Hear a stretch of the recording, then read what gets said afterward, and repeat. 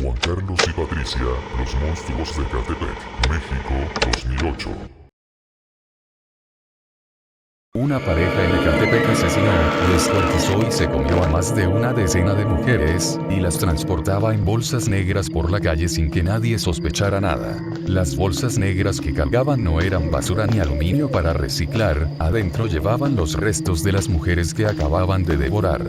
Se llamaban Juan Carlos Hernández y Patricia Martínez, una pareja con 4 hijos que vivía en Ecatepec, Estado de México, que, según sus vecinos, eran una familia normal que vendía ropa, celulares y comida. Nadie sospechaba absolutamente nada.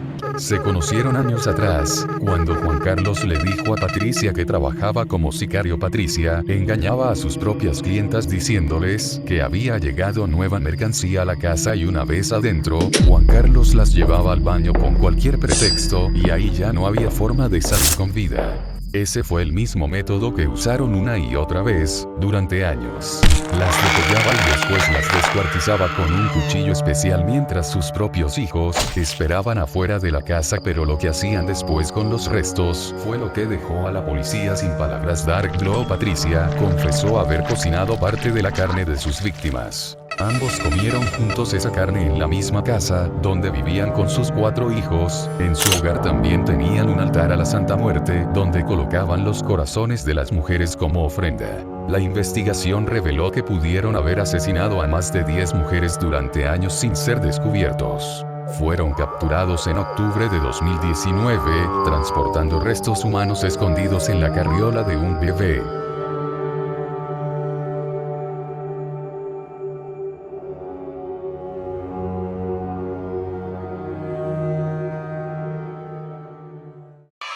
Si te gustan los void memes, suscribirse es una buena idea y activar la campanita, ya que YouTube no suele notificarlos y no se querrán perder los estrenos del canal. Incidente, Francisco Guerrero Pérez, El Chalequero, México, 1880.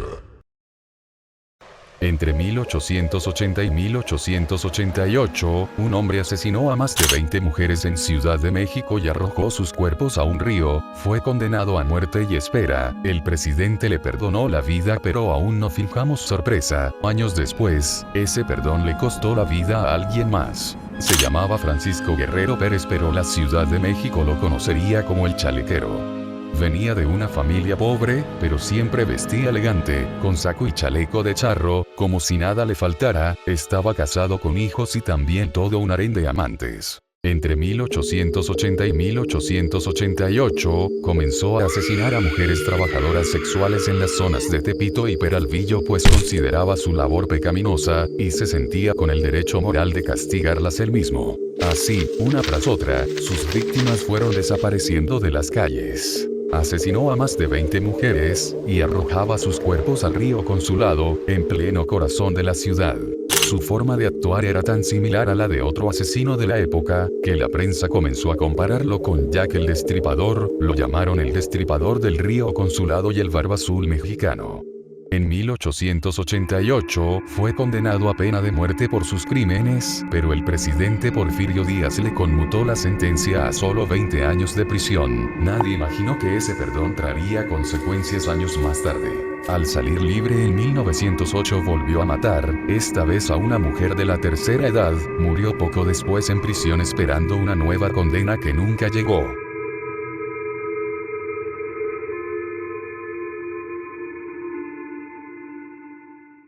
Gregorio Goyo Cárdenas, El Estrangulador de Tacuba, México, 1942. Como un estudiante brillante se convirtió en uno de los primeros asesinos seriales de México y porque años después, terminó siendo homenajeado por el propio gobierno. Antes de eso, había enterrado a 4 mujeres en el jardín de su propia casa. Se llamaba Gregorio Cárdenas, pero todos lo conocían como Goyo, un estudiante universitario de biología con un futuro brillante por delante. Muchos de quienes lo conocieron lo describían como un alumno destacado, inteligente, con un coeficiente intelectual muy por encima del promedio, pero desde adolescente ya mostraba señales que nadie supo leer a tiempo. Desde los 15 años, mataba pollos lentamente por diversión, y tenía una relación asfixiante con su madre, quien lo visitaba constantemente. Cuando su primera esposa lo dejó por infidelidad, algo en él terminó de romperse por completo. Empezó a sentir, según sus propias palabras, un odio profundo hacia las mujeres. En solo 18 días de 1942 asesinó a 4 mujeres jóvenes, las estrangulaba con un cordón de zapato y enterraba sus cuerpos en el jardín de su propia casa. Cada confesión que detallaba era peor que la anterior.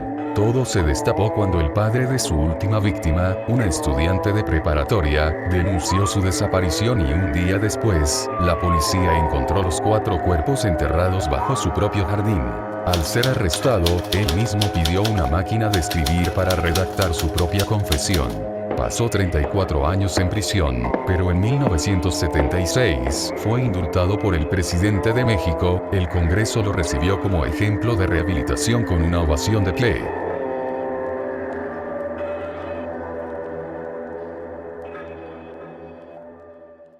Incidente: Piedad Martínez del Ávila, Murcia, España, 1965-1966.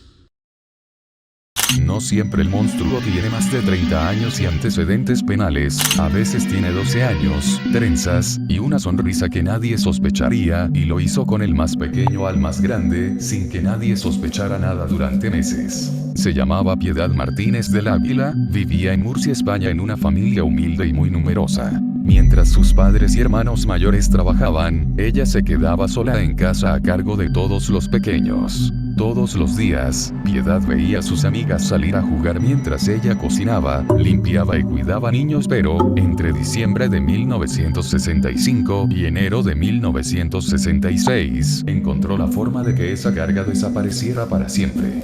Comenzó a planear uno por uno cómo deshacerse de sus propios hermanos, empezando a mezclar veneno para ratas y pastillas para limpiar metal en los vasos de leche de sus hermanos. Todos murieron en menos de una hora después de beberla. 4 hermanos murieron uno tras otro. Al principio todo el vecindario temió que fuera una enfermedad contagiosa, pero cuando la policía comenzó a investigar, Piedad dio hasta 5 versiones distintas, acusando primero a su propia madre, pero las pruebas terminaron por señalarla directamente a ella. Los médicos determinaron que actuó con premeditación y que padecía una psicopatía, pero por su edad, nunca pudo ser juzgada, por lo que fue enviada a vivir a un convento y hasta hoy no se sabe qué fue de su vida después.